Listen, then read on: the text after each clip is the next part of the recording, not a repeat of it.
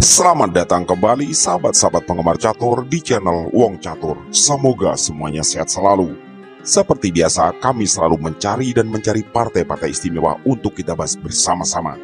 Dan kali ini, kami menemukan sebuah partai menarik dari Amerika Serikat pada tanggal 16 April 1975. Yang akan kita bahas kali ini adalah aksi menawan dari Grandmaster kelahiran Uni Soviet yaitu Leonid Samkovich melawan Roy Ervin, pecatur Amerika Serikat bergelar FIDE Master.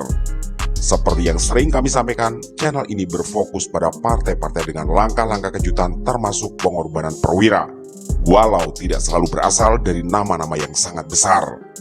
Seperti banyak video kami lainnya, kita juga akan melihat pengorbanan perwira-perwira utama dalam permainan ini. Jadi ikuti sampai selesai, siapkan fokus, bersiaplah tercengang dan mari kita mulai.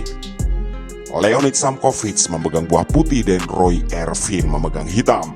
Permainan dibuka dengan pion E4 dan pion E5. Kedua pemain kemudian mengembangkan kuda F3 dan C6. Leonid Samkovich mengeluarkan gajah petak terang ke B5 sekaligus sebagai persiapan rokade. Seperti kita tahu, ini adalah formasi Ruy Lopez opening atau pembukaan Ruy Lopez. Hitam menjawab pion A6 mengusir gajah dan gajah putih mundur ke petak A4. Roy Ervin mengeluarkan kuda satunya ke petak F6. Di langkah kelima, Leonid Samkovich melakukan rokade sayap raja dan Roy Ervin menjawab pion B5 kembali menyerang gajah.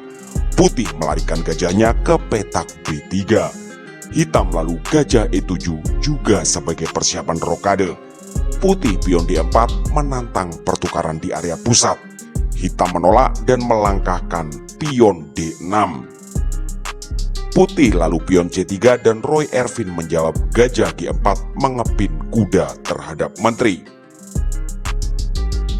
Leonid Samkovich pion H3 mengusir gajah dan Roy Ervin melakukan pertukaran perwira pertama dalam permainan ini.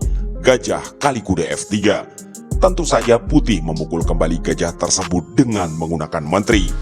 Hitam lanjut dengan pion kali pion D4. Leonid Samkovich menggeser menterinya ke petak G3. Jawaban dari Roy Ervin di langkah ke-11 ini adalah melakukan rokade sayap raja. Putih langsung menyerang dengan meluncurkan gajah ke petak H6, tentu saja dengan ancaman skakmat di G7 oleh menteri. Roy Ervin mengantisipasi dengan kuda H5, mengawal pion penting G7 sekaligus menyerang menteri putih di G3.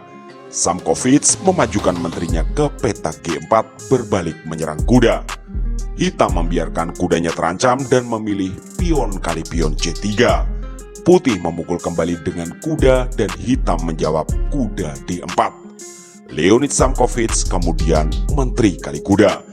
Dan barulah hitam bisa memukul gajah di H6 dengan menggunakan pion. Putih mendorong pion F4 dan hitam melakukan pertukaran perwira lagi, yaitu kuda kali gajah B3. Tentu saja putih pion kali kuda.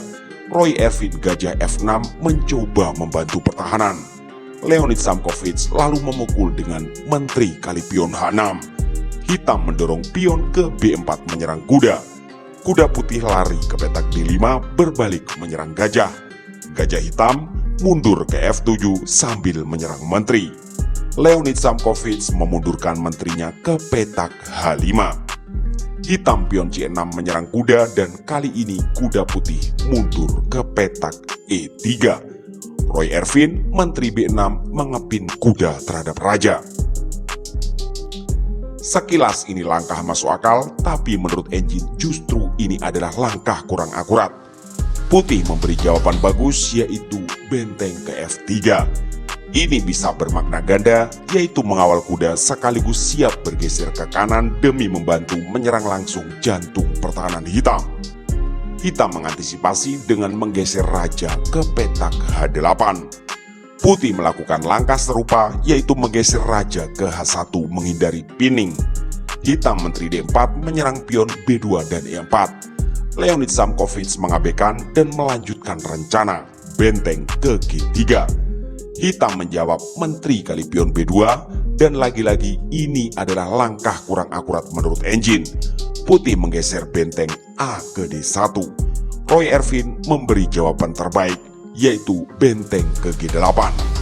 Putih kuda C4 menyerang menteri dan pion D6. Hitam menyelamatkan menterinya ke petak F2 sambil menyerang benteng di petak G3.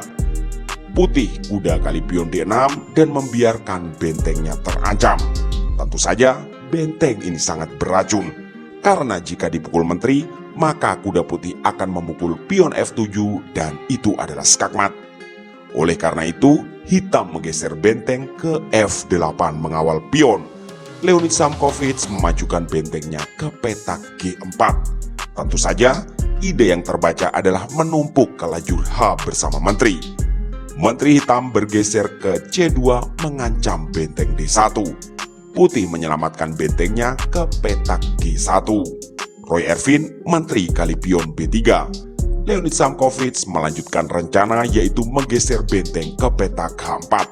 Tentu saja ada ancaman skakmat sangat serius di sini dan putih memang sudah sangat unggul. Tapi kita akan melihat bagaimana cantiknya sang Grandmaster merangkai langkah-langkah penutup. Hitam memberi jawaban paling masuk akal yaitu memajukan pion ke petak H6. Oke, kita sampai di segmen kuis. Dan ini adalah posisi skakmat dalam 3 langkah. Apa langkah terbaik yang akan diambil oleh Leonid Samkovich di titik ini serta bagaimana kelanjutannya? Seperti biasa, kami memberi waktu beberapa detik untuk sahabat-sahabat menebak atau pause video ini sejenak jika dirasa perlu.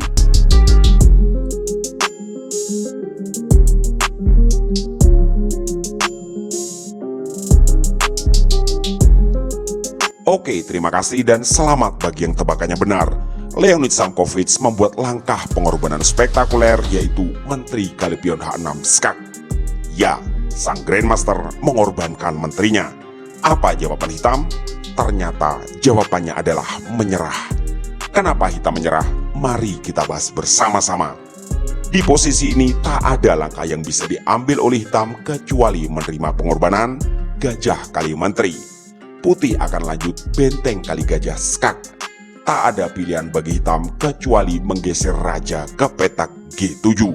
Dan langkah penutupnya adalah kuda F5 skakmat.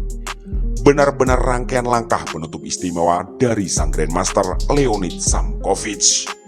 Jika sahabat-sahabat ingin diskusi tentang kemungkinan langkah tertentu, kami mohon untuk menyertakan pula angka menit dan detik agar kami tidak gagal paham serta bisa berusaha menjawab dengan baik.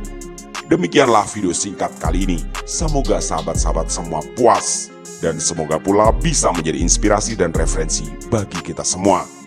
Kami atas nama segenap kru channel Wong Catur memohon dukungan like, komen, share, subscribe, dan doa agar channel ini selalu belajar dan makin berkembang. Terima kasih telah menyimak, mohon maaf atas kesalahan kata dan sampai jumpa di video catur berikutnya.